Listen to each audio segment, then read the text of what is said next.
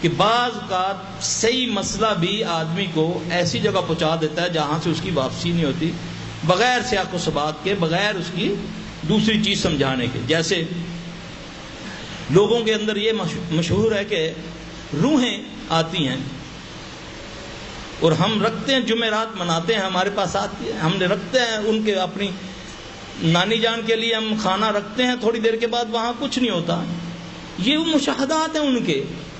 اب ان کو یہ بتائیں گے کہ یہ روحیں نہیں ہیں، یہ تو شیطان جن ہے۔ روحیں تو اللہ کے نبی صلی اللہ علیہ وسلم نے فرمایا کہ وہ تو برزخ میں بند کر دی جاتی ہیں۔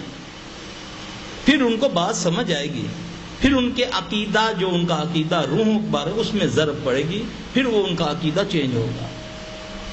سمجھانا دلیل کے ساتھ اور پھر خود بھی عمل کرنا۔ اب ہم نے بچنا کیسے ہے اس سے؟ پہلے اس کی پہچان کرنی ہے۔ یہ ملعون شیطان جو ہے یہ قوت والا ہے، اللہ نے اس کو طاقت دی ہے۔ اللہ نے فرمایا قرآن میں، ہم پڑھتے ہیں نا، قل اعوذ برب الفلق من شر ما خلق، وہ شر جو تو نے تخلیق کیا، تو نے پیدا کیا۔ وہ بتا بھی رہا ہے، خالق بتا بھی رہا ہے کہ یہ شر میں نے پیدا کیا، میں نے اس کو قوت دی، لیکن تم نے اس سے بچنا ہے۔